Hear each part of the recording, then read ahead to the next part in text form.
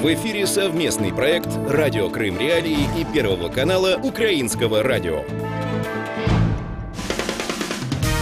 Слушайте ток-шоу «Радио Крым Реалии» на средних волнах на частоте 549 АМ каждый будний день в 8:35 и в 13:10, а также на 105,9 FM круглосуточно. Крымчане имеют право знать.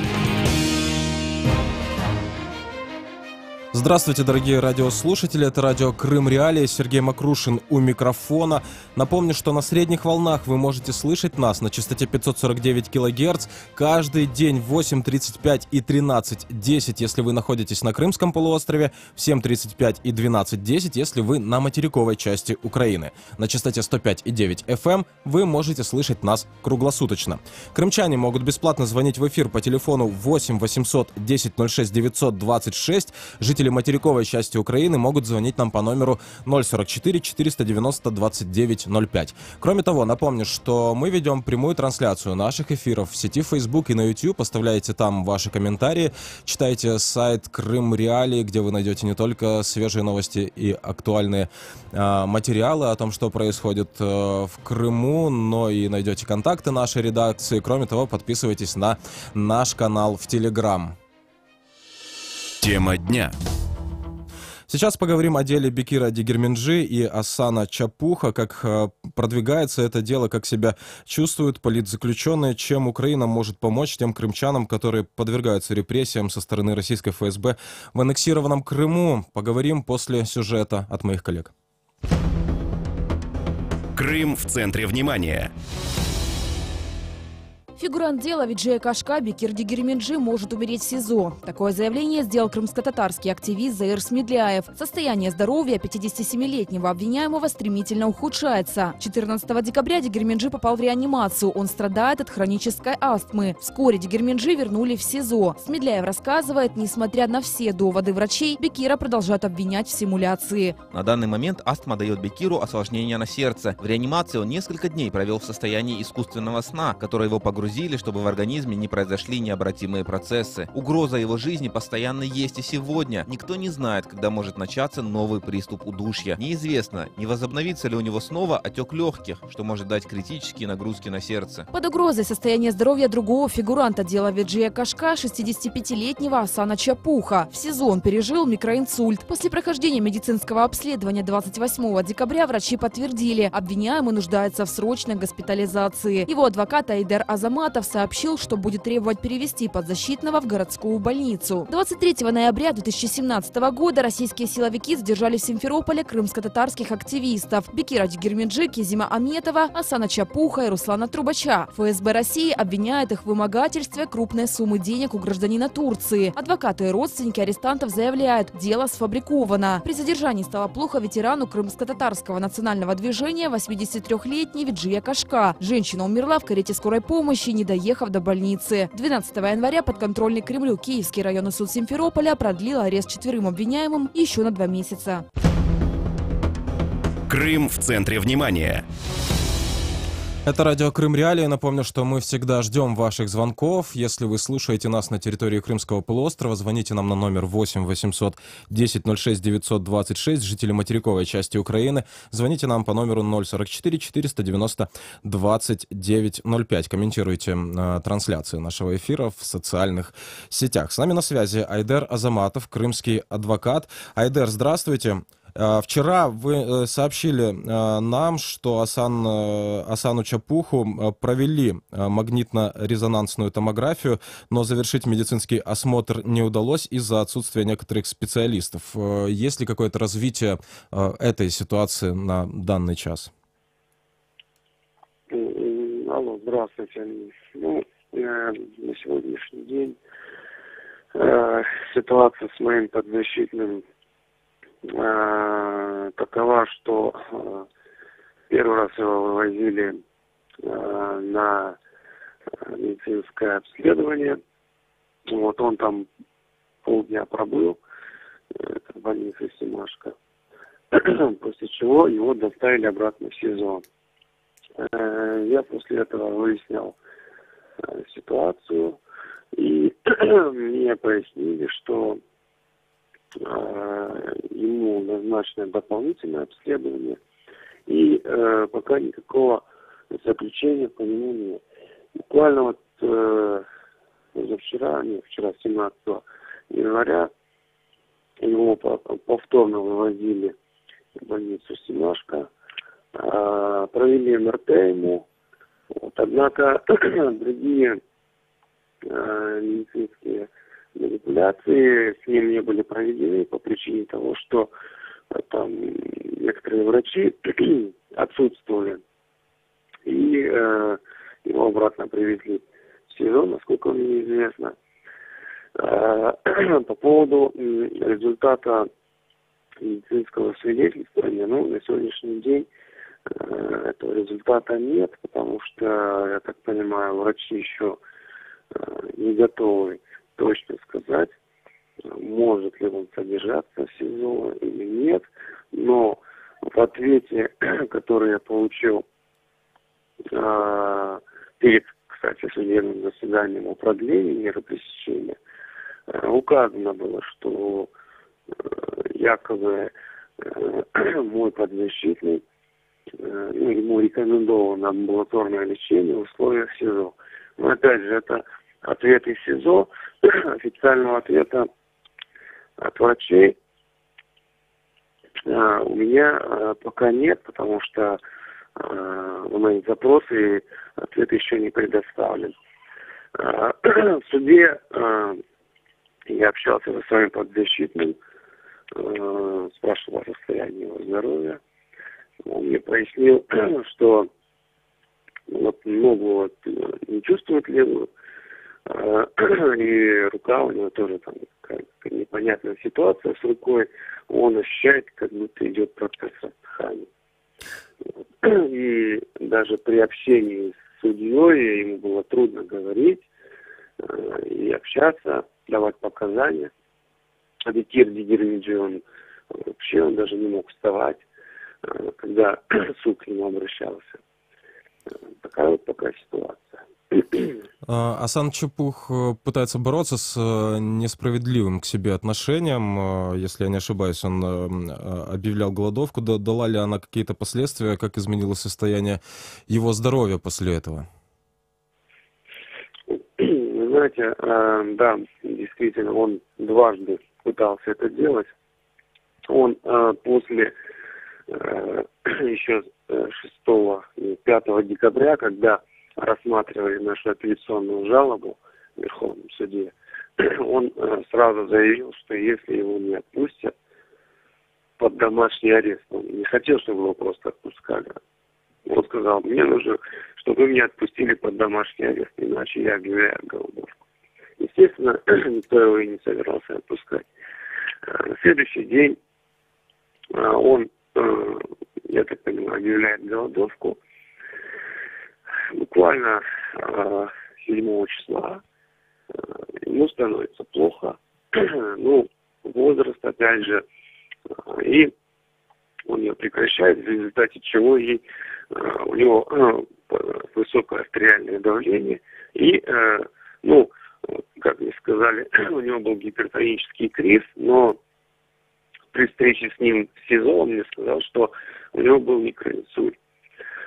После этого, после наших обращений, жалоб, мы там обращались уже, куда только не обращались, писали жалобы, он,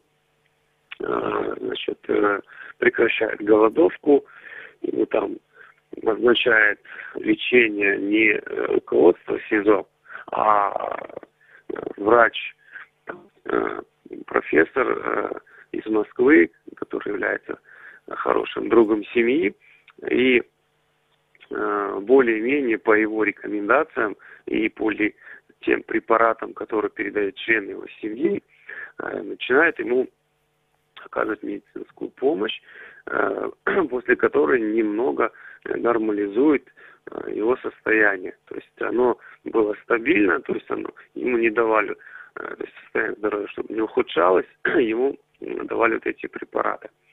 После этого 23-24 декабря он также объявляет голодовку. Но после того, как он понимает, что опять у него ухудшается здоровье, он опять ее прекращает. То есть, если бы он был бы помоложе, он бы, наверное, до сегодняшнего момента объявлял бы голодовку и придерживался бы своей позиции. Но так как возраст не дает ему это сделать, 65 лет, он вот периодически пытается показать свое несогласие с этим беспределом, беззаконием в отношении него, но ввиду его состояния здоровья, это не получается. Спасибо, напоминаю, что... Да, спасибо, Айдер. Напоминаю, что с нами на связи был Айдер Азаматов, крымский адвокат Асана Чапуха. Мы продолжаем эфир. Я напомню, что каждый наш радиослушатель может присоединиться к нашему разговору. Если вы слышите нас на территории Крымского полуострова, звоните нам на номер 8 800 10 06 926. Звонки на этот номер бесплатные, анонимность в случае необходимости мы вам гарантируем. Жители материковой части Украины, звоните нам на номер 044 490 2905. Также напомню, что вы можете комментировать трансляцию нашего эфира в социальных сетях, Facebook, на ресурсе YouTube. Подписывайтесь на наш телеграм-канал. Продолжим через несколько секунд. Слушайте нас на средних волнах 549 АМ в 8:35 и 13:10, а также на 105,9 FM круглосуточно. Это радио Крым Реалии. Продолжаем эфир. Я приветствую Эдема Семедляева, крымского адвоката. Эдем, здравствуйте. Итак, по вашему подзащитному Бекиру Дегерменджи, каково сейчас его состояние здоровья? Вы говорили о том, что есть даже, да, не исключено, что Бекир может и не выйти из СИЗО совсем. Да, доброе утро. Конечно, состояние Бекира Дегерменджи вызывает большие опасения. Насколько вы помните, он попадал в реанимационное отделение 7-й горбольницы, хотя до этого почти неделю мы трубили о том, что его состояние критическое, что он нуждается в срочной госпитализации и что усилиями СИЗО невозможно его вывести из этого состояния. Однако нас никто не слушал, и в итоге человек попал вообще в крайнем положении. По его словам, врач ему сказал, еще бы минут 20, и мы бы тебя уже не спасли. Но, пролежав в реанимации, его опять перевели в СИЗО. Сейчас он находится опять в СИЗО в критическом состоянии. Хотя комиссия дала заключение о том, что он не может содержаться в условиях СИЗО. К сожалению, ни следователь, ни суд эту справку не приняли, и человек находится до сих пор в СИЗО. Министерство иностранных дел Украины в своей реакции, да, на то, что происходит с Бекиром Дегерменджи и Асаном Чапухом, назвало эту ситуацию тихим убийством. Как вы считаете, уместна ли такая оценка? Конечно, уместно, потому что, насколько известно, в этом деле уже у нас есть погибший человек. Это ветеран национального движения Ведждия Кашка. Остальные фигуранты этого дела тоже все преклонного возраста, и состояние здоровья вы уже знаете, какое ихнее. Поэтому не исключено, что все может быть.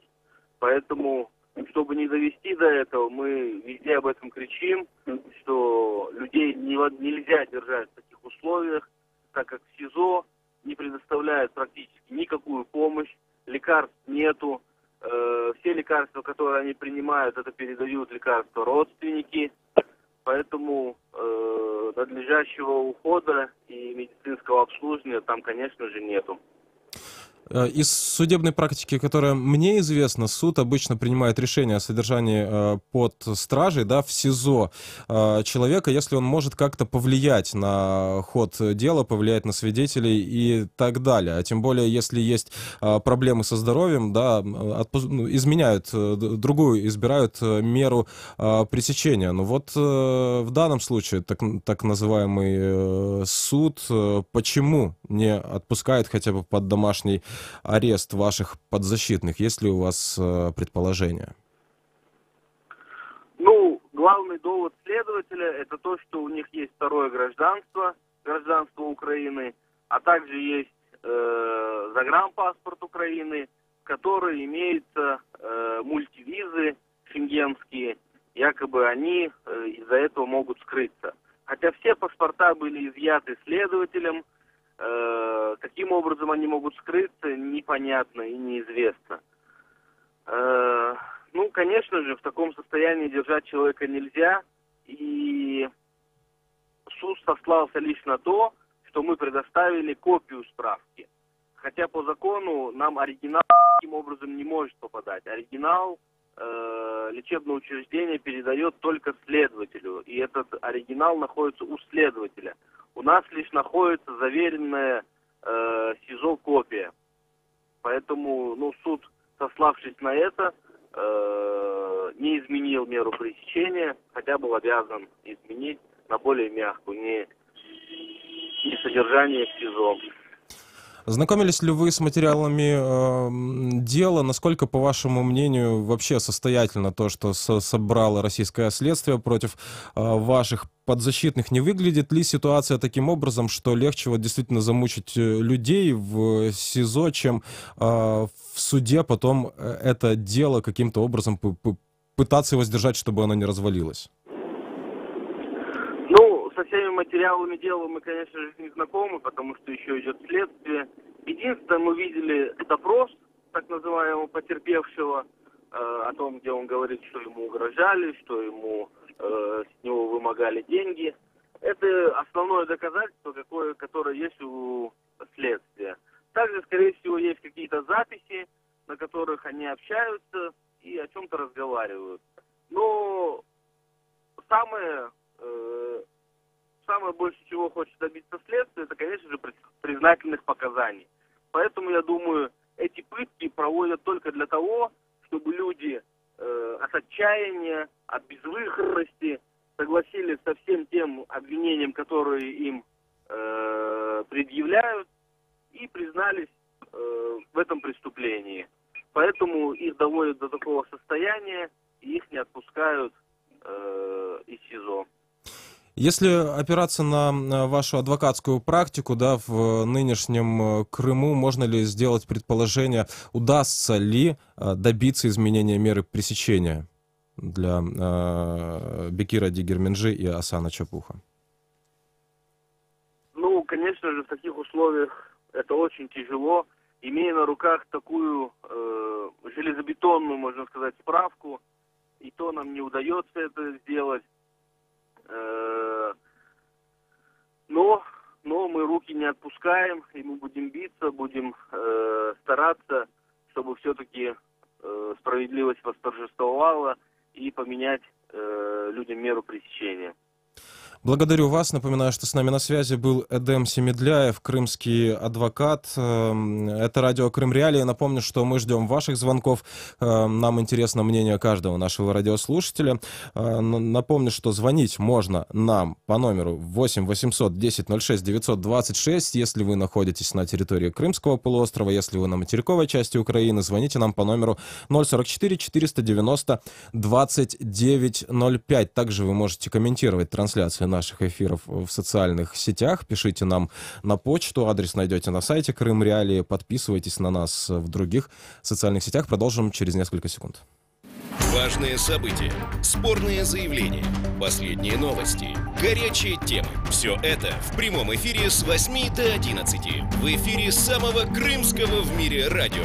Радио Крым Реалии. Радио Крым Реалии продолжает эфир. У нас новый эксперт Эскендер Бариев, член Меджлиса крымско-татарского народа, председатель Комитета защиты прав крымско-татарского народа. Эскендер, здравствуйте.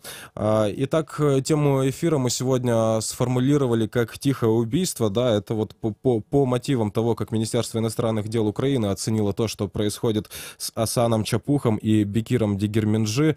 Разделяете ли вы эту точку зрения? Насколько об этой истории уже осведомлено и мировое сообщество в том числе?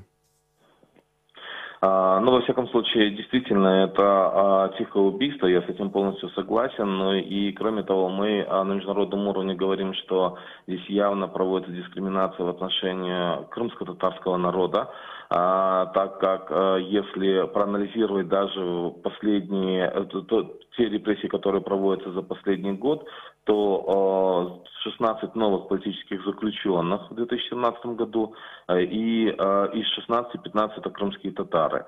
4 проходят по так называемому делу Таблиги Джемат, 6 новых людей судят по Хизбут Тахрир, и 4 по так называемому делу о вымогательстве. То есть это то новое дело, которое появилось уже в 2017 году, по которому как раз таки и проходят 2 активиста Крымско-татарского национального движения Асан Ага Чапух и Бекир Ага Дагерменджи.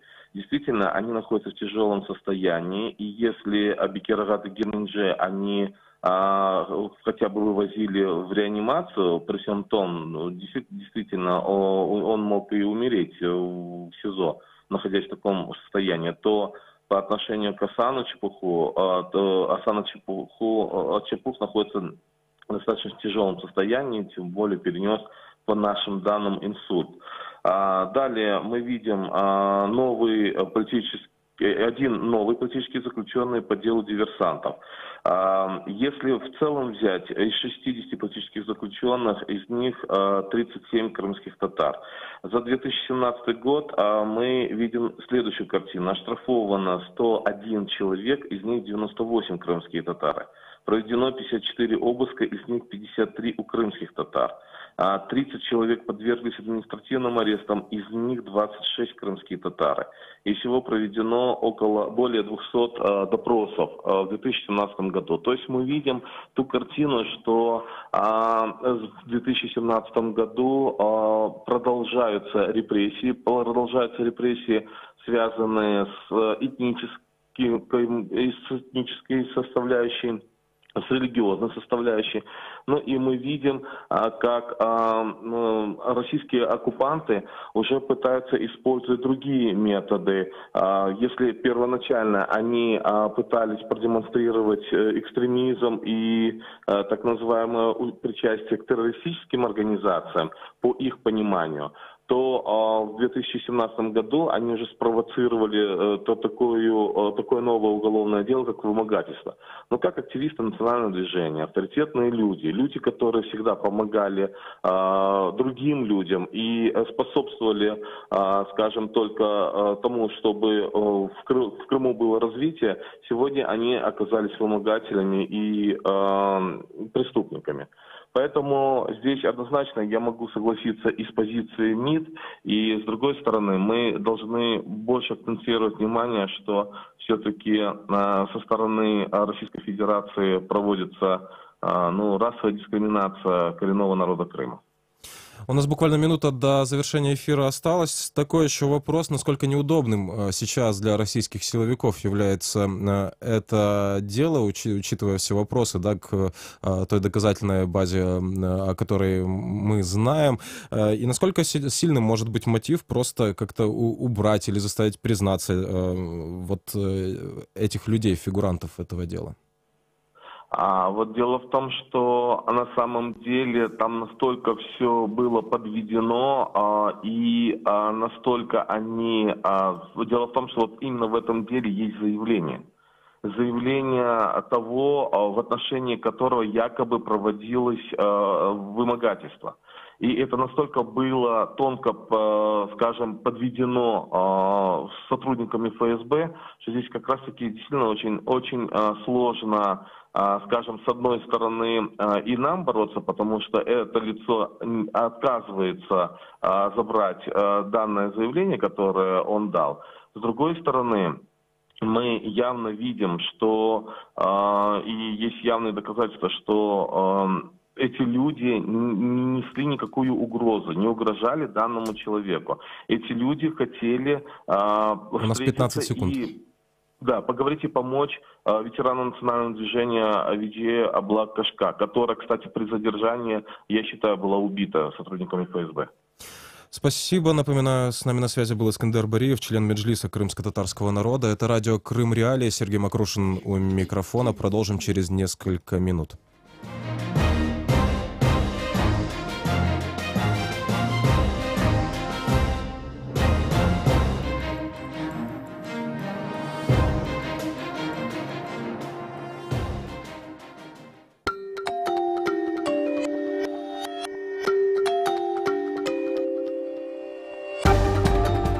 Новости. В эфире радио «Крым Реалии». Здравствуйте, в студии Снежана Старовицкая. Главное к этому часу. За порчу земель Крыма наложено более 2,5 миллионов рублей штрафов. Свои жилищные проблемы в Крыму решило 1000 военных из России. И на 3 центральных улицах Симферополя отныне запрещено парковаться. Сейчас подробнее. В прошлом году власти провели порядка 2000 проверок в сфере государственного земельного надзора и составили 159 протоколов об административных правонарушениях. Ими принято решение о штрафах на общую сумму более 2,5 миллионов рублей, сообщает пресс-служба российского Минэкологии Крыма. Кроме админштрафов, предусмотрены санкции за причинение вреда почвам. В 2017-м было произведено 50 расчетов вреда, причиненного почвам на общую сумму более 200 миллионов. Самое частое нарушение – это загрязнение земель промышленным мусором и сброс неочищенных сточных вод. Почти 1000 военнослужащих российского Черноморского флота в аннексированном Крыму вместе со своими семьями в минувшем году вселились в новые квартиры. Об этом сообщили в отделе информобеспечения Черноморского флота России. По словам представителя отдела Вячеслава Трухачева, более 600 семей получили финансовую субсидию от соседнего государства, которую использовали на покупку квартир или строительство дома. Остальные воспользовались накопительно-ипотечной системой, существующей в России для военных. Чиновник отметил, что в планах ведомства на ближайшие 2 года финансирование строительства и еще 10 тысяч квартир для российских военных. 18 января Верховная Рада приняла закон о реинтеграции Донбасса, в котором содержится пункт о признании России страной-агрессором. Корреспонденты «Радио Свобода» спросили у жителей Запорожья, согласны ли они с решением парламента и поможет ли это остановить войну. Я, наверное, россиянка, поэтому я плохого нічого не можу сказати. Вони мають рацію, тому що Росія є і зараз агресором, і ніякі санкції не діють. Я ездил в Россию в прошлом году работать. Я не считаю Россию врагом. Документ поддержало большинство депутатов украинского парламента. Накануне в Симферополе на улицах Карла Маркса, Самокиша и Пушкина установили знаки, запрещающие парковку машин. Об этом сообщает ряд крымских СМИ. Один из знаков «Парковка запрещена» установили по улице Карла Маркса в сторону центра города по левой стороне. Второй знак о запрете парковки установлен по улице Самокиша по правой стороне. Сегодня в Крыму днем 5 градусов выше 0 и осадки в районе Чонгара и Новоалексеевки +2 и мокрый снег с дождем. Керченская переправа работает по фактической погоде, а все 3 пункта пропуска на админгранице с Крымом в штатном режиме. В студии Снежана Старовицкая. Оставайтесь на волне Крым Реалии.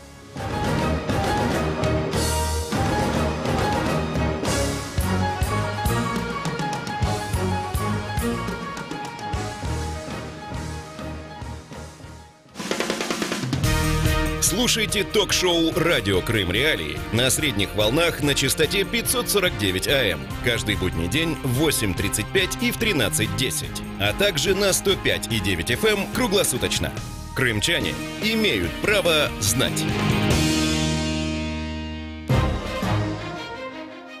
Радио «Крым Реалии» продолжает эфир. Сергей Макрушин у микрофона. Напомню, что вы можете слышать нас на частоте 105,9 FM круглосуточно. Также в круглосуточном доступе на нашем сайте вы можете найти выпуски наших программ. Крымчане могут бесплатно звонить нам в эфир по телефону 8 800 10 06 926. Жители материковой части Украины, звоните нам по номеру 044 490 2905.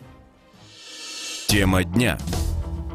Поговорим сегодня об украинской свободной экономической зоне Крым. Она еще какое-то время продолжит свое существование. Об этом стало известно после вчерашнего голосования Верховной Рады Украины. Будет ли отменен в итоге этот закон о свободной экономической зоне с аннексированным полуостровом? Каковы итоги ее работы за 3,5 года и как отмена СС Крым может отразиться или не может отразиться на жителях Крымского полуострова. Об этом после сюжета, подготовленного моими коллегами. Крым в центре внимания. В сентябре 2014 года вступил в силу закон Украины о создании свободной экономической зоны Крым. Он определил особенности ведения экономической деятельности на временно оккупированном полуострове. На территории СЭЗ не взимаются общегосударственные налоги и сборы. Физические и юридические лица, зарегистрированные в Крыму, считаются нерезидентами. Срок действия закона – 10 лет. Некоторые политики, эксперты и правозащитники засомневались в целесообразности закона на территории, которую Украина де-факто не контролирует. Кроме того, ведение бизнеса в Крыму подпадает под международные санкции Евросоюза. Таким образом, некоторые предприниматели получают возможность не платить в украинский бюджет никаких налогов. Они идут в бюджет аннексированного Крыма. Эксперт фонда «Майдан иностранных дел» Юрий Смелянский считает, что закон о свободной экономической зоне Крым является выгодным в первую очередь олигархам. Здесь имеем полное право утверждать, что по своей сути это был чисто лоббистский закон. Его лоббировала группа людей, чьи интересы лежали в плоскости сохранения возможности эксплуатации тех активов, которые остались у них на оккупированной территории Крыма. 19 июля 2016 в Верховной Раде зарегистрировали законопроект о временно оккупированной территории, который предполагал отмену закона о свободной экономической зоне Крым. Однако Крымскую СЭЗ до сих пор не отменили. В соседней России приняли свой закон о создании свободной экономической зоны. На территории аннексированного полуострова он начал функционировать с 1 января 2015 года. Для участников так называемой СЭЗ предусмотрены дополнительные налоговые льготы и режим свободной таможенной зоны. В ноябре 2016-го подконтрольный Кремлю глава Крыма Сергей Аксенов заявил, на сегодняшний день участниками СЭЗ являются около 500 инвесторов. Общая сумма заключенных соглашений и договоров подразумевает вложение инвестиций около 75 миллиардов рублей и создание около 27 тысяч рабочих мест. Конечно, ситуация для нас знаковая, мы этим инструментом должны с вами правильно пользоваться. Аксенов добавил, крымские инвесторы все же сталкиваются с определенными проблемами, в том числе внутри таможенного союза, но примеров он не привел. А уже в 2017 году подконтрольный Кремлю министр экономического развития Крыма Андрей Мельников сообщил о возможном расторжении договоров с участниками СЭЗ. Он объяснил, инвесторы не вкладывают те суммы средств, которые предусмотрены в договорах, и не предоставляют необходимую отчетность. Российский чиновник отмечает, Крымская СЭЗ требует новых механизмов регулирования и качественных инвесторов. Крым в центре внимания. Радио «Крым Реалии», Сергей Макрушин у микрофона. Обсуждаем мы судьбу украинской свободной экономической зоны Крым, итоги ее работы, будет ли она в итоге отменена. С нами на связи Рифат Чубаров, народный депутат Украины, глава Меджлиса крымско-татарского народа. Рифат ага, здравствуйте. Итак, первый вопрос вам. В чем, по вашему мнению, важность принятого вчера закона об особенностях государственной политики по обеспечению государственного суверенитета Украины над временно оккупированными территориями Донецкой и Луганской областях, и какова была логика нахождения в этом законе вот этого пункта о Крыме, об отмене СЭЗ? Доброе утро всем. Помните, когда закон принимался в первом чтении еще в октябре 2017 года, я тогда, как и некоторые мои коллеги, заявили о том, что невозможно его принятие в случае, если в этом законе совершенно не будет указана и Автономная Республика Крым, и город Севастополь, как части территории Украины, оккупированные Российской Федерацией, и как те части территории, которые подлежат возвращению под государственный суверенитет Украины. В числе тех более чем 670 поправок, множество поправок касались именно Автономной Республики Крым и города Севастополя, и следует заметить, что в ходе голосование за эти поправки, в общем-то, в закон включено, с моей точки зрения, достаточно тех поправок, которые значительно улучшили закон с точки зрения взаимосвязи отдельных районов Донецкой области, Донецкой и Луганской областей и оккупированным Крымом и Севастополем. Как мне представляется, я в этом просто убежден, теперь такой, знаете, принципиальных позиций государства в отношении своих задач, оценки, в части последствий российской агрессии, мы только насколько это было возможно в законе, направленном на решение вопросов, связанных с Донецкой областью, мы включили и наш с вами родной Крым. И теперь все международное сообщество, и в том числе и страна-агрессор, они еще раз убеждаются в том, что мы не делаем приоритеты, мы, Украина, не делаем приоритеты в части наших задач в отношении Донецкой, Луганской областей и Крыма. Для нас восстановление территориальной целостности Украины является единой задачей. Это самое главное и общее. Теперь то, что касается закона действующего Украины о создании свободной экономической зоны Крым. Действительно, в ходе подготовки закона ко второму чтению появилась поправка, предложенная самим комитетом, через депутата Винника Ивана, который вчера и был главным докладчиком от комитета законопроекта, о том, чтобы отменить закон о создании свободной экономической зоны Крым. Здесь возникла достаточно оживленная дискуссия на второй день обсуждения законопроекта во втором чтении.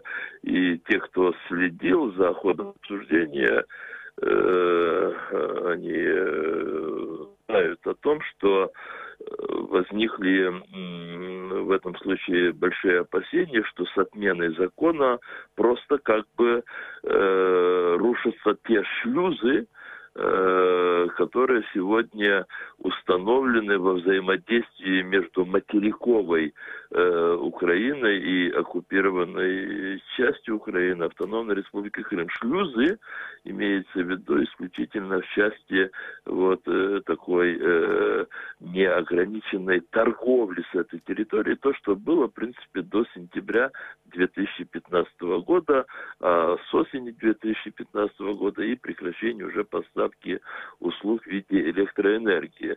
Дело в том, что именно базируясь на этом законе, на КППВ между материковой Украиной и оккупированным Крымом находятся таможенные службы, которые обязаны осуществлять действия дела. Сегодня им вменено это на основании постановления Кабинета министров, также находятся пограничные службы.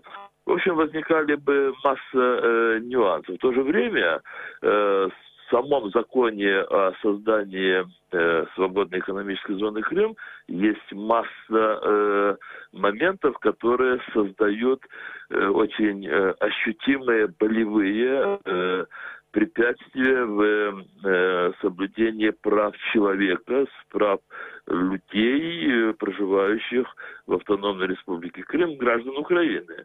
А то, что они должны быть отменены, в этом ни у кого нет никакого сомнения. В частности, я назову наиболее эту болевую с точки зрения крымчан, которые проживают на материковой Украине, которые были вынуждены покинуть Крым или которых выселили из Крыма уже российская оккупационная власть, это в отношении их статуса как нерезидента на территории материковой Украины. Проще говоря, я очень долго рассказываю, в ходе этого обсуждения отменять закон или оставлять его, мне кажется, что шли к очень такой конструктивной идее, соглашению, и это вчера было включено в протокол самого заседания Верховной Рады по утверждению закона о восстановлении государственного суверенитета в части Донбасса. Мы создаем рабочую группу, которая до начала следующей сессии, практически в феврале, должна подготовить и представить на рассмотрение Верховной Рады проект закона в отношении закона действующего Украины о создании свободной экономической зоны. Я говорю проект закона в отношении, потому что я еще не знаю, чем закончится этот законопроект, или полной отменой. Я лично сторонник такого подхода, но при этом те моменты, которые сегодня есть в этом законе, которые должны быть сохранены, они вписываются, они предлагаются для внесения в ряд иных действующих законов Украины. То есть все то необходимое, что есть сегодня в законе о создании свободной экономической зоны Крым, мы берем и вписываем в другие действующие законы, и тогда полностью отменяем закон о свободной экономической зоне Крым. Я лично буду поддерживать такой порядок. Или же просто, скажем так, вписывается новое регулирование этих вопросов в самом законе о свободной экономической зоне Крым. Рифат Ага, известно ли, кто войдет в эту группу? Может быть, как-то предварительно, известен состав? Намерены ли вы принять участие в проработке этого решения? Я вчера уже буквально считанные минуты после того, как мы проголосовали, обсудил вопрос о создании рабочей группы с председателем комитета по налоговой таможенной политике госпожой Южаниной. Для меня очень важно, чтобы туда вошли представители общественных организаций, которые представляют граждан Украины, жителей Крыма, находящихся здесь, в береговой части Украины. Проще говоря, представители тех людей, которые на себе чувствуют все это и несовершенство, и более того, явные ограничения прав как гражданина, и поэтому одновременно мы договорились с представителями общественности, по крайней мере, только с теми, с кем я вчера успел, и если нас слушают другие, я думаю, что они было бы хорошо, если подключились бы.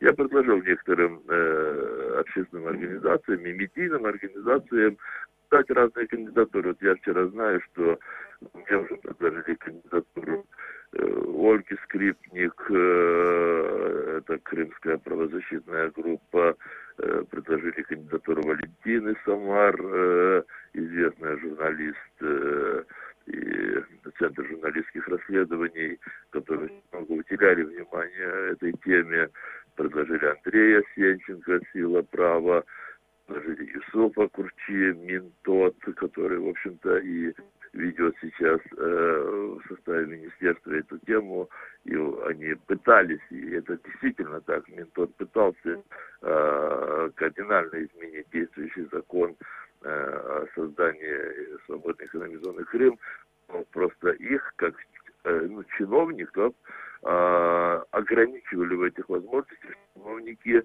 других министерств, которые, видимо, настолько детально не хотели или не могли разобраться в этой теме. Вчера вечером переговорил с вице-премьером Кубевым, чтобы им также была представлена кандидатура. Я сегодня буду еще обращаться в адрес правозащитных организаций. Для меня очень важен сегмент общественности. Войдут, конечно, депутаты, народные депутаты. Я не знаю, буду ли я сам напрямую в составе рабочей группы, но то, что, конечно, я буду стараться, чтобы то, что мы позавчера обсуждали в ходе рассмотрения этого вопроса в Верховной Раде, чтобы оно реализовалось. Я чувствую свою ответственность. Благодарю вас. Напоминаю, что с нами на связи был Рифат Чубаров, народный депутат Украины, глава Меджлиса крымско-татарского народа.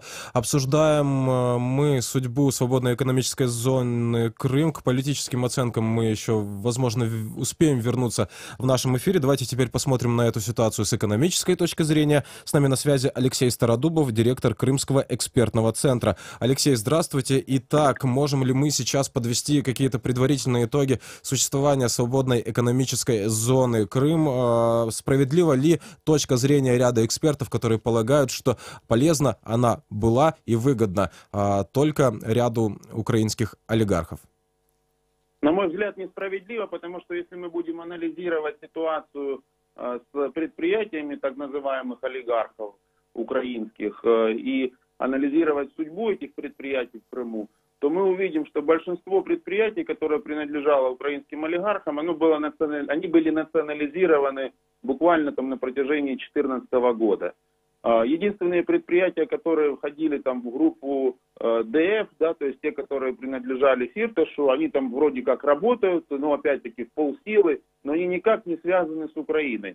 В данном случае есть смысл отметить, что те, кто не принял правила игры, установленные Российской Федерацией на территории оккупированного Крыма, они просто-напросто попали под каток национализации и либо же каким-то другим образом были закрыты, и деятельность их свелась на нет. Каким образом влияла на это все свободная экономическая зона Крым? Да никаким. И смысл был лоббировать этот закон, когда у тебя забирают предприятия. То есть поэтому логика здесь, она просто-напросто отсутствует. Ну вот, а на жизни простых крымчан как этот закон отразился? Вот Рифат Чубаров, с которым мы разговаривали перед тем, как перейти к разговору с вами, он обратил внимание на то, что на основании этого закона, например, крымчане были признаны, появилось постановление Нацбанка о признании крымчан нерезидентами на материковой части Украины. Сложно не согласиться с этим, поскольку действительно, кроме негатива, этот закон ничего не принес. То есть признали простых людей нерезидентами, создали массу проблем на территории Украины именно. Торговли как таковой не ведется с Крымом, то есть то, на что был направлен, собственно, этот закон. Деятельности на территории Крыма украинские предприятия не ведут, международные финансовые организации не работают с Крымом. Более того, банковские учреждения, которые зарегистрированы за пределами Украины, они также не имеют возможности финансировать проекты в Крыму. То есть смысла в этом законе нет никакого, он создает только лишь одни проблемы. Благодарю вас. Напоминаю, что каждый наш радиослушатель может присоединиться к нашему разговору по номеру телефона 8 810 06 926. Звоните нам, если вы находитесь на территории Крымского полуострова, жителей материковой части Украины. Приглашаем в наш эфир по коду доступа по номеру телефона 044 490 2905. Кроме того, напомню, что вы можете комментировать наши эфиры в социальных сетях, на Facebook и на YouTube. Записи всех наших программ вы обнаружите на сайте Крым Реалии. Там же вы найдете актуальные новости и аналитические материалы о событиях и явлениях, которые мы наблюдаем на Крымском полуострове. Подписывайтесь на нас в Twitter и в Telegram. Продолжим через несколько секунд. В эфире радио Крым Реалии. Звоните нам по телефону 8 800 10 06 926. Для жителей полуострова звонки бесплатные. Комментируйте темы в прямом эфире. Оставляйте свои сообщения на наш автоответчик. Мы выслушаем вас. 105,9 FM. Крымчане имеют право знать.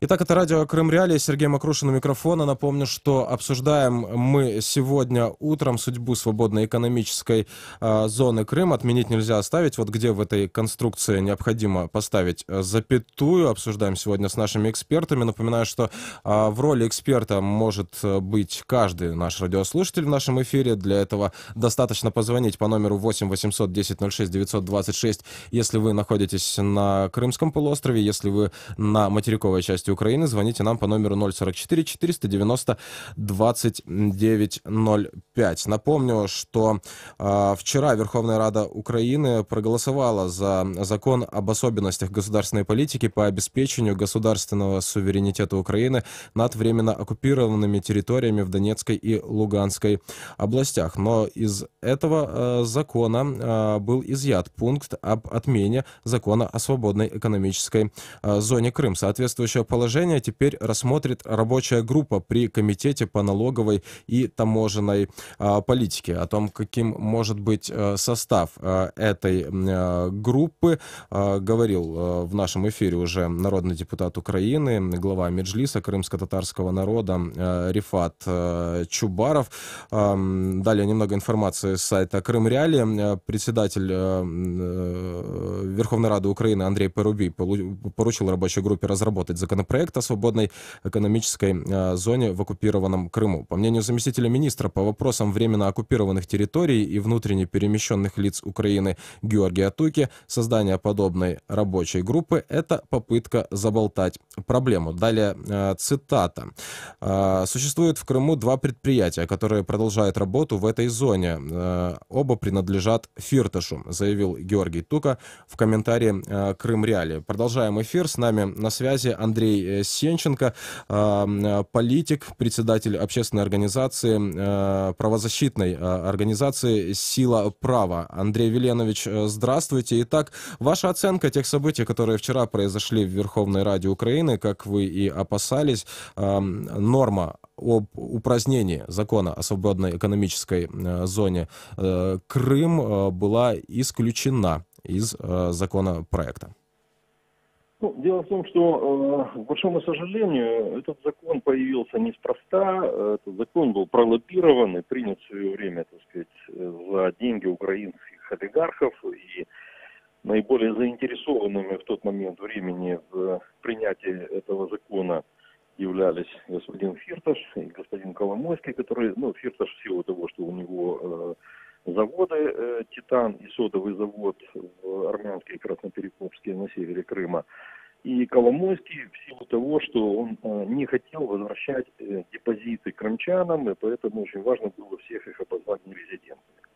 На втором плане, так сказать, были интересы Ахмедова с приватизированным Крымэнерго и Косюка с нашей Ряпой в Крыму, так сказать, все они мечтали продолжить бизнес в этой зоне.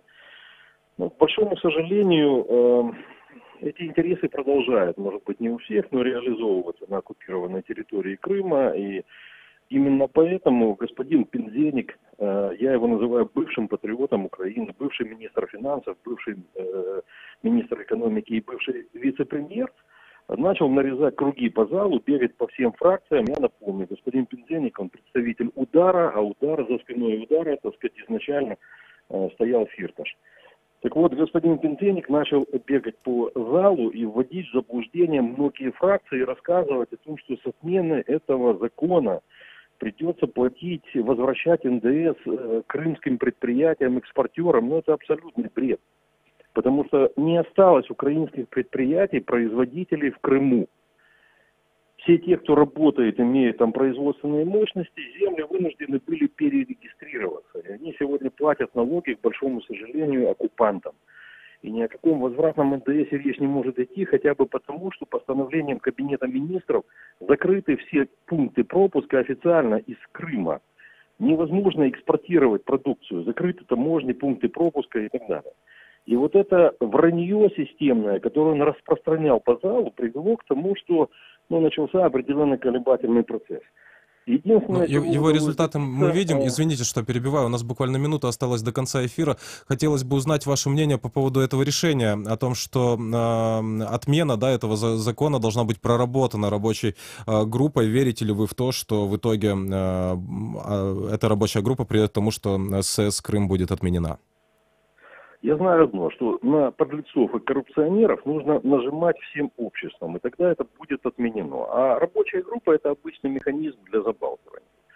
Но хочу сказать, что вчера удалось провести одну очень важную норму, которую предложило наше правозащитное движение «Сила права», а протолкнула фракция Батьківщина. Отменен судебный сбор для граждан Украины, пострадавших от российской агрессии, подающих иски против государства-агрессора. Благодарю вас. Напоминаю, что с нами на связи был Андрей Сенченко, политик, лидер правозащитной организации «Сила права». Говорили мы о судьбе свободной экономической зоны Крым. Мнения различных экспертов прозвучали в нашем эфире, в том числе и о том, каковы же ее итоги за 3,5 года работы. Это радио «Крым Реалии». Сергей Макрушин у микрофона. Продолжим через несколько минут.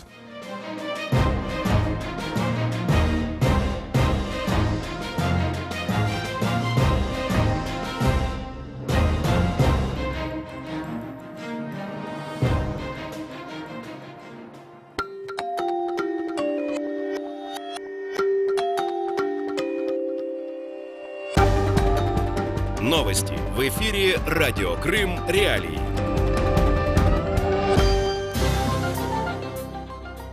Здравствуйте, в студии Снежана Старовицкая. Главное к этому часу. Суд по делу журналиста Назимова допросил председателя горсовета Алушты.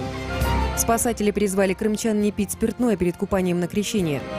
И женщины в Украине играют ведущую роль в урегулировании конфликтов, заявили исследователи. Сейчас подробнее.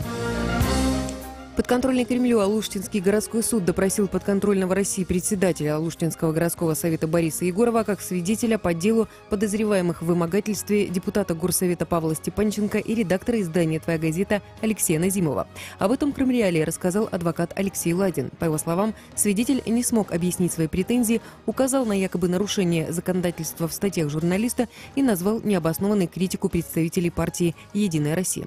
Защита просила суд об изменении меры пресечения на домашний арест. Результат огласят сегодня днем. Помощник главы управления МЧС России в Крыму Владимир Иванов призывает жителей полуострова не употреблять алкоголь перед купанием на крещение. Он также посоветовал верующим взвесить необходимость купания в неорганизованных для этого местах. По словам Иванова, для купания в Крыму определено только 29 мест, где будут дежурить спасатели. Погода, как утверждают в МЧС, будет плохой. Ранее сообщалось, что в аннексированном Крыму на крещение на пляжах будут дежурить около 100 спасателей и врачей. В аннексированном Севастополе сегодня действуют ограничения движения авто из-за мероприятий, посвященных празднованию крещения.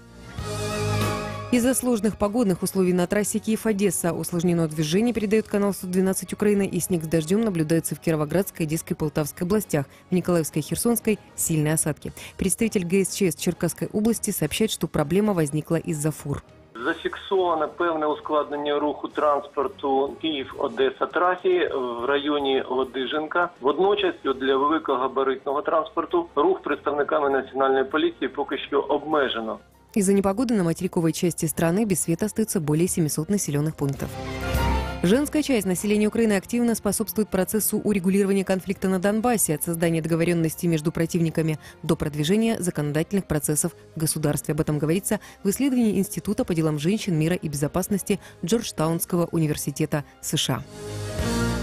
Сегодня в Крыму днем 5 градусов выше 0 и осадки в районе Чонгара и Новоалексеевки +2. Керченская переправа работает по фактической погоде, а все 3 пункта пропуска на административной границе с Крымом в штатном режиме. В студии Снежана Старовицкая. Оставайтесь на волне Крым Реалии.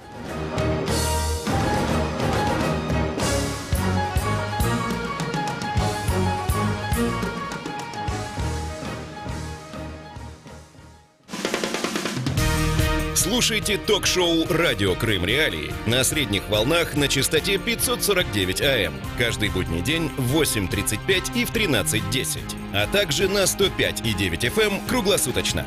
Крымчане имеют право знать.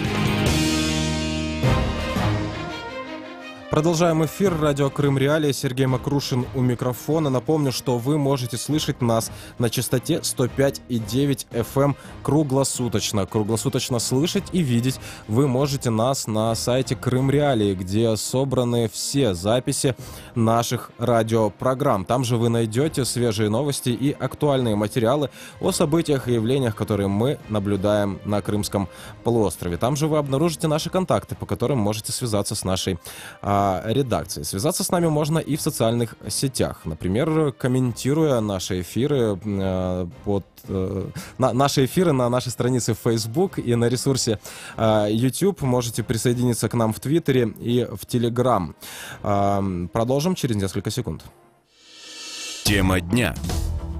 Итак, в Севастополе начат набор в дружинники. Нужны ли в принципе в Крыму дружинники для охраны общественного порядка? Неужели там так все сложно с криминальной обстановкой? Для каких целей набирают дружинников в аннексированном Крыму и в соседней России? И как институт дружинников воспринимается в обществе? Об этом поговорим после сюжета, подготовленного моими коллегами. Крым в центре внимания. 31 декабря 2017 года президент России Владимир Путин подписал закон о приеме в дружинники. Волонтеры должны помогать полиции следить за общественным порядком, однако они не имеют права задержать человека на улице и вести его в райотдел. В случае необходимости дружинники должны вызвать полицию. В документе также перечислен ряд городов, где будет проходить набор в дружинники. Среди них и Севастополь. Здесь волонтерством уже занимается общественная организация «Рубеж», которую МВД России внесло в свой реестр. Командир патрульной службы организованной рубежом Иван Кичмар подчеркивает, дружинники хорошо ориентируются в городе. Нас на улице не так много, но зато мы здесь постоянно. Нас всех объединяет любовь к нашему городу. Тут же у каждого свои мотиваторы. Может, кого-то во дворе когда-то обижали, он тебе решил не позволять это делать другим. Может, кому-то просто нравится ходить по форме. Согласно закону, дружинниками могут стать лица, которые за последний год не совершили ни одного административного правонарушения. Отдельно в законопроекте упоминается внештатные полицейские. Ими могут быть граждане России, достигшие 18 лет. Они обязаны предоставить справки о несудимости и об отсутствии психологических отклонений. В прошлом месяце в Севастопольском управлении Следственного комитета России сообщили, участники добровольной дружины «Рубеж» будут проводить уроки патриотического воспитания. Крым в центре внимания. Продолжаем эфир, и раз уж мы начали с Севастополя, продолжим Севастополем. По данным Генпрокуратуры России за январь-ноябрь 2017 года уровень преступности в Севастополе вырос на 23%, тогда как по соседней России уровень преступности снизился в среднем на 4,3%. Я приветствую в нашем эфире Давида Аксельрода, журналиста из Севастополя. Давид, по вашим наблюдениям, действительно ли так повысился в Севастополе уровень преступности, и нужны ли городу дружинники, способны ли они как-то этот рост остановить? Вы знаете, так на уровне такого, я не вижу этого, естественно, но если есть такая статистика, то, наверное, стоит ей доверять. Что касается дружинников, то в Севастополе, в принципе, не прекращалось существование некоторых дружин еще с 2014 года, в частности, добровольная дружина «Рубеж» существует, то есть они на массовых мероприятиях постоянно присутствуют также некоторые отряды казаков, поэтому вряд ли они как-то повлияют, дополнительные дружинники, учитывая то, что в Севастополе они всегда были до этого. Но если они никак не повлияют, то с какой тогда целью принимают дружинники, да? Зачем тогда в Севастополе нужно создавать эти бригады дружинников? Вы знаете, сложно сказать на самом деле, о причинах не говорится, нигде не заявляется, но я думаю, что в том числе это будет пользоваться популярностью среди некоторых людей, которые пойдут туда работать. Может ли это быть связано как-то с предстоящей кампанией, президентской кампанией в России?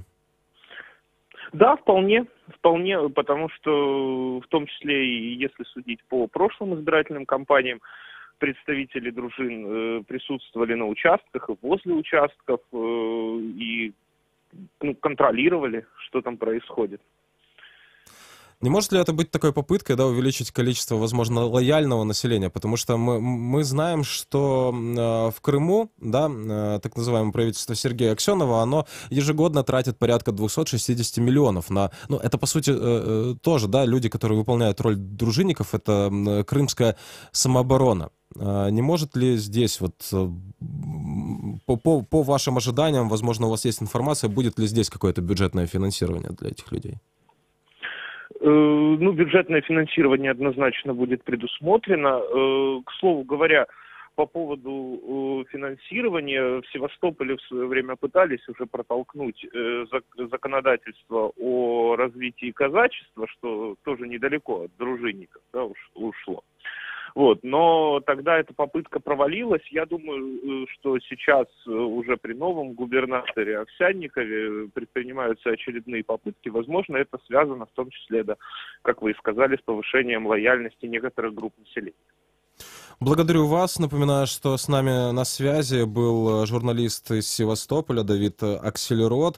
Продолжаем эфир. Говорим мы о том, что в Севастополе уже стартовал набор в дружинники. Нужны ли Севастополю эти самые дружинники? Нужны ли они Крымскому полуострову? Об этом продолжим эфир.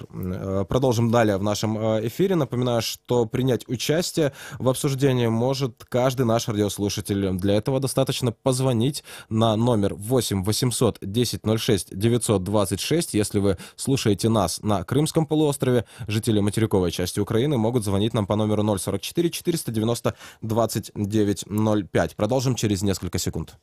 В эфире радио Крым Реалии. Звоните нам по телефону 8 800 10 06 926. Для жителей полуострова звонки бесплатные. Комментируйте темы в прямом эфире. Оставляйте свои сообщения на наш автоответчик. Мы выслушаем вас. 105,9 FM. Крымчане имеют право знать. Продолжаем эфир. И в эфире радио Крым Реалии Сергей Акимов, атаман крымского казачества. Сергей, здравствуйте. Итак, говорили мы уже о том, что казаки в каком-то роде в Крыму сейчас выполняют роль дружинников. Насколько это соответствует действительности? Выделяются ли какие-то бюджетные деньги на охрану общественного порядка, вот формированиями, да, мы говорим в данном случае о казаческих формированиях? Добрый день. Ну, по поводу казачьих формирований я могу сказать так. Смотрите, у нас как бы пошло разделение еще с 2014 года, и сейчас оно наращивается. Хотят сейчас сделать реестр как бы казачеств, хотели создать, естественно. Ну и общественники. Ну, я вам хочу сказать, это все провалилось. Обещали финансирование очень большое, как бы льготы и все остальное. Но оказалось, это просто какой-то, не знаю, как воздушный шар просто лопнул и все. То есть, по большому счету, там предлагали даже земли казакам, то есть, если ты казак, естественно, если такие, как бы, предлагали льготы какие-то и зарплаты, все ринулись казаки. Люди, я имею в виду, простые люди. Начнем с этого, что там сейчас 50% просто люди со стороны подобрали. Потом, как бы, когда вот начал вот это вот все по поводу льгот, всего остального, опять же, люди начали думать, как-то мыслить, но не зная законов российских, до сих пор еще многие не знают. То есть, обычный гражданин Российской Федерации, скажем так, и обычный гражданин может просто пойти и взять тот же кусок земли или тоже на обслуживание земли 1 000 000 рублей, тут никаких проблем нету. Но завлекали этим. По поводу того, что, как вы говорите, дружинники, ну, как бы официально у нас такого нет сейчас на данный момент, потому что, еще раз говорю, пытаются создать реестр казачества в Крыму.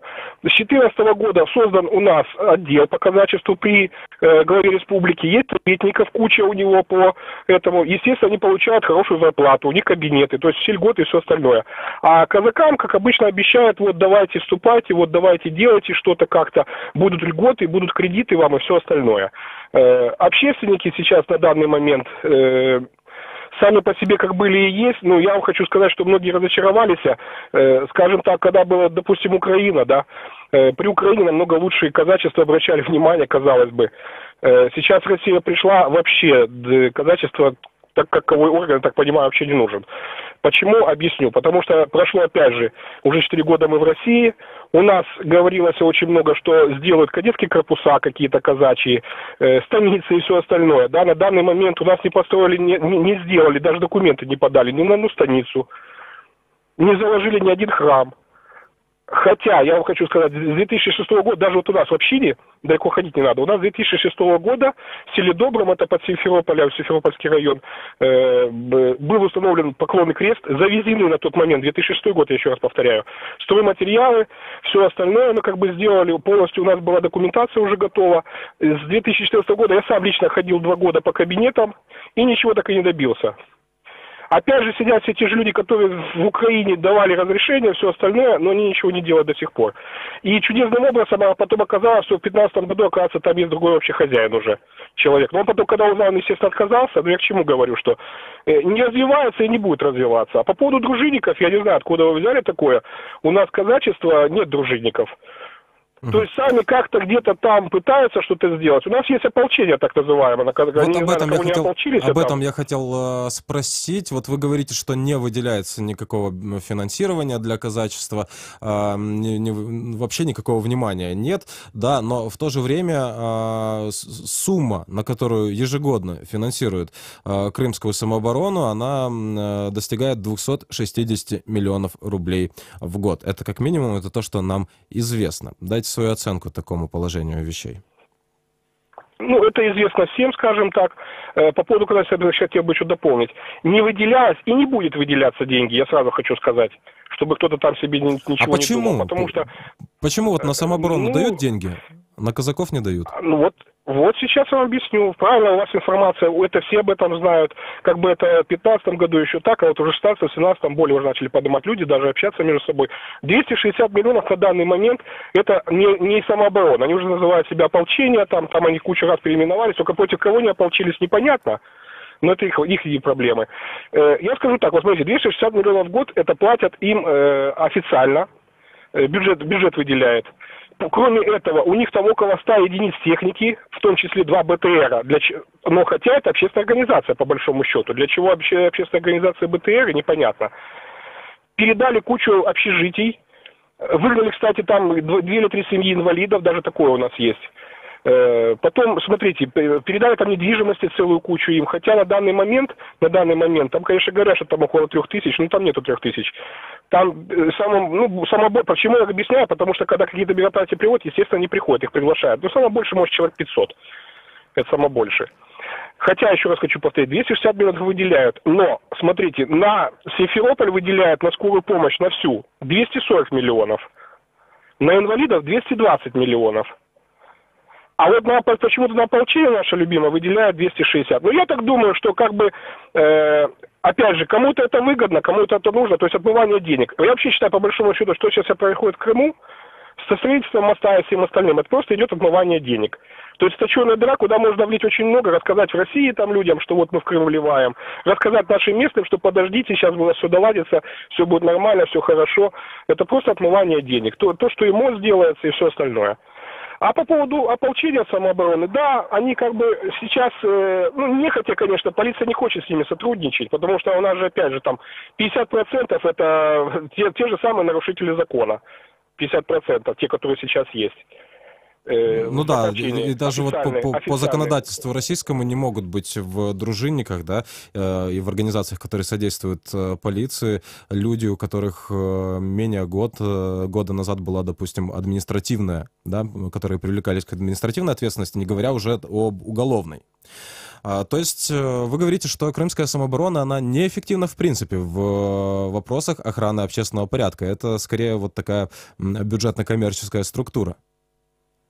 Совершенно верно. Я с первого дня это говорил, что это не бюджетно, а просто это коммерческая, частная структура, я даже бы сказал.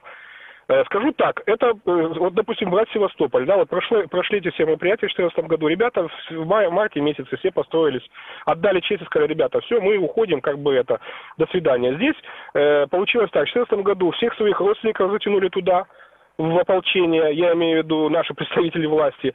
Потом они поняли, что как бы если сейчас разогнать, а куда их деть? Подымется буча. Поэтому сейчас я так думаю, что их держат, они просто боятся, что сейчас... А куда они пойдут? Они что, не будут мирно жить? Ну, скажем так. На стройку они уже не пойдут. Зачем? Ну да, они уже отвыкли. Болтаются, охраняют. Да, ходят, болтаются, охраняют. Я не знаю, как они охраняют. Как можно охранять, допустим, ту же прокуратуру, у него нету ничего, ни дубинки, ничего. Ну вот, придут, грубо говоря, 3 человека, ну что он сможет сделать? Даже просто с голыми руками. Благодарю. Я же говорю, тут... Продолжайте. Все, да, тут как бы я же вам говорю, что все так очень интересно. Вы говорите вот по российским по закону, по российской... Мы вообще не знаем, где мы, как законы сейчас, есть они у нас, нету, мы не понимаем. То есть говорили, когда раньше был переходной период. Сейчас вроде бы как бы переходной период прошел, но вот вы сами видите, даже замечаете, говорите, по российским законам нельзя этого делать. А я сейчас скажу вам другое, что у нас как бы 50% даже во власти проблемы были с законами, были. Я повторяю, и когда я лично общаюсь с какими-то там людьми серьезными, я имею в виду со структурами, со спецслужбами российскими, знаете, что они мне отвечают? Они говорят, извините, Сергей Владимирович, это тогда при Украине они были бандиты, а здесь они у нас, они законы какие нарушали. То есть получается, вот так мы живем. Можно было что-то как-то... То есть вот во всем мире Интерпол, да, он преследует по всему миру преступников, а у нас получается так, что тогда вот это тогда было, а сейчас это они чисто перед законом. Вот и все. Спасибо за ваш комментарий. Напоминаю, что с нами на связи был Сергей Акимов, атаман крымского казачества. Мы продолжаем эфир. Давайте послушаем мнение российского политолога, вот чтобы округлить эту тему по поводу того, какую роль могут выполнять дружинники в Крыму и соседней России. До эфира мы связались с российским политологом, первым вице-президентом Центра политических технологий Алексеем Макаркиным. Спросили о том, как работают в России дружинники. Давайте послушаем и вернемся к разговору. Дружинник должен оказывать содействие правоохранительным органам в охране общественного порядка. Это его историческая, исконная функция.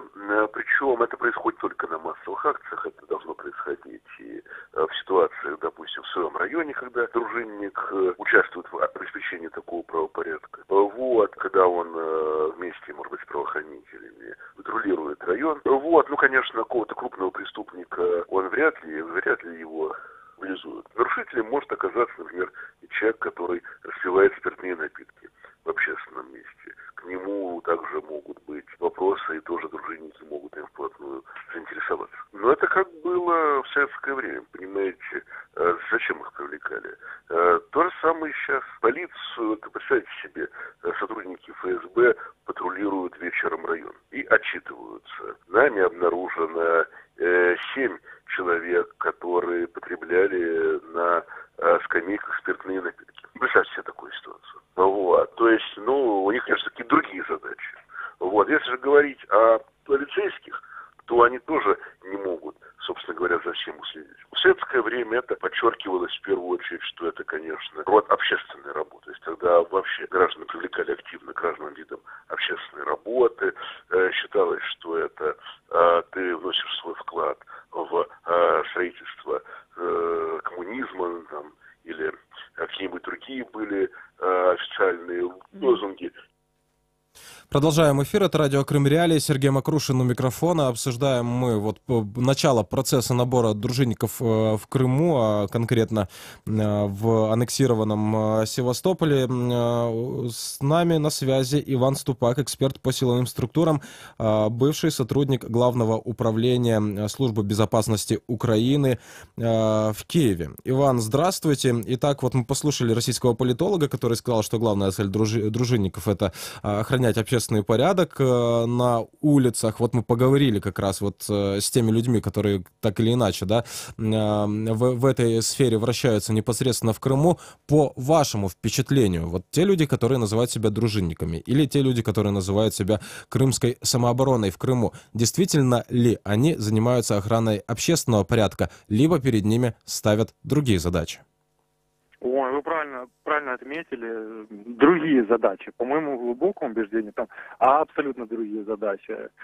И вертикаль там выглядит следующим образом. Дружинники замыкаются на кого? На полицию, на местную, отчитывается ему своей деятельности. И полиция, в свою очередь, замыкается на, как принято говорить, старшего брата, это контрразведку, это ФСБ. Для чего создается? Полиция, правильно сказал предыдущий комментатор, полиция не успевает за всеми. Хотя численность полиции в России значительная, и в Крыму тем более. Значительное количество военных частей, полиции, ФСБ, но они в любом случае не успевают. Крым для них это такая территория очень скользкая. Это как вор украл и пытается удержать их всеми силами. Для этого создаются дружинники. Дружинники — это такая мобильная группа, которая будет реагировать на любое инакомыслие, которое будет появляться в его подотчетном районе, где работает вот эта вот группа дружинников. Потому что полиция, например, открыть дело уголовное, начать процедуру, например, отбора имущества у этого инакомыслящего, чтобы заставить его мыслить в правильном направлении. А дружинники будут решать эту задачу очень быстро. Появился инакомыслящий предприниматель, у которого несколько мафов. Пришли, разбили ему маф, ушли. Все, инакомыслящий теперь думает так, как все. То есть они будут решать мелкие задачи, вот такие вот быстрые, которые до полиции не должны доходить. Но ведь даже российское законодательство не позволяет дружинникам действовать без участия полиции, да, и тем более уж вершить беспредел. Либо мы на практике можем иметь дело с совершенно другой ситуацией. Мы же говорим, когда ставится перед ними задача, глобально нарисовано, как правильно, красиво. У нас точно так же в Украине есть муниципальная полиция, создается, значит, звучит красиво. Главное, чтобы не было злоупотреблений и незаконных указаний. Это же не забывайте, это может быть чья-то армия маленькая, того руководителя, который создал эту дружину, эту гвардию, не знаю, как угодно можно назвать ее. И широкое поле, например, для вымывания денег под эти дружинные отряды, начиная от закупки техники, заканчивая зарплатами. Вот мы как раз говорили о том, что так называемая крымская самооборона, она же ведь создавалась фактически как личная армия самопровозглашенного крымского премьер-министра Сергея Аксенова весной 2014 года, даже немногим ранее, в феврале, да, 23 февраля, если я не ошибаюсь, было одно из первых построений под зданием Верховной Рады Крыма. Насколько вообще вот по вашим наблюдениям характерно, да, создание подобных формирований, в том числе на временно оккупированных территориях? Ну, конечно, это носило массовый характер. И в Крыму, и в Донецке, в Луганске создавались вот такие отряды самообороны. Это было, будем говорить прямо, пушечное мясо. Для того, то есть они создаются, они должны были противодействовать в Крыму, в Донецке, в Луганске нашим войскам, нашим силовикам. И если была стычка, пролилась кровь вот эти вот самообороны, то в прессе было что простые люди, они по зову сердца вышли защищать, а вот там злодейская хунта их всех расстреляла, и пролилась кровь невинных людей. То есть, это было пушечное мясо изначально создавалось, как щит. Ну вот предыдущий наш эксперт, да, к которому мы обращались за комментарием, Сергей Акимов, атаман крымского казачества, он говорил о том, что крымская самооборона, она по сути не выполняет функции охраны общественного порядка, это просто структура, на которую тратится в год 260 миллионов рублей, которые передали довольно-таки большой список движимого и недвижимого имущества, и сказал о том, что довольно-таки большое количество людей кормится сейчас, да, вот из этого бюджетного крана. Насколько опасным может быть вот для нынешнего так называемого крымского правительства, если вдруг возникнет необходимость оставить этих людей без финансирования из бюджета? А знаете, к хорошему привыкаешь очень быстро. Они привыкнут к финансированию, не готов сказать, какие там размеры, какие зарплаты. Я думаю, все в порядке выделяется, все достаточно. И если вдруг по каким-то причинам прекратится финансирование, то это добрый вечер, это армия недовольных, которую перехватит другая, например, группа, силовая часть, может, другое государство финансирует. То есть это люди, которые зависимы от денег, то есть которые получают бесплатные деньги, за которые не требуется четкий отчет, четкая работа. То есть к этим деньгам очень быстро привыкаешь. То есть содержать... Я считаю, да, потенциал такой негативный растет у них под боком. Если вдруг перестать финансировать, это как Чечня. Если завтра перестанут финансировать, то послезавтра вы можете представить, что будет. То есть теперь уже получается, что вот так называемое правительство Крыма, оно вынуждено теперь содержать эту армию людей, которые могут оказаться недовольными до последнего? Конечно, конечно. Благодарю вас. Напоминаю, что с нами на связи был Иван Ступак, эксперт по силовым структурам, бывший сотрудник Главного управления службы безопасности Украины в Киеве. Это радио Крым Реалии. Обсуждали мы, зачем в Крыму вот стартовал, да, процесс набора в дружинники, каковы успехи на поприще защиты общественного порядка в Крыму на данный момент, и вот в частности в Севастополе. А в Севастополе я озвучивал эту цифру, несмотря на то, что там дружинники в принципе существует. Уровень преступности, по данным Генпрокуратуры России за январь-ноябрь 2017 года, вырос на 23%, тогда как по соседней России уровень преступности снизился на 4%. Я напомню, что это радио Крым Реалии. Сегодня для вас дежурил у микрофона Сергей Макрушин. Записи всех наших программ, новости и аналитические материалы о событиях и явлениях, которые мы наблюдаем в Крыму, вы можете найти на сайте Крым Реалии. Также там же вы можете найти контакты нашей редакции. Пишите нам. До встречи в эфире.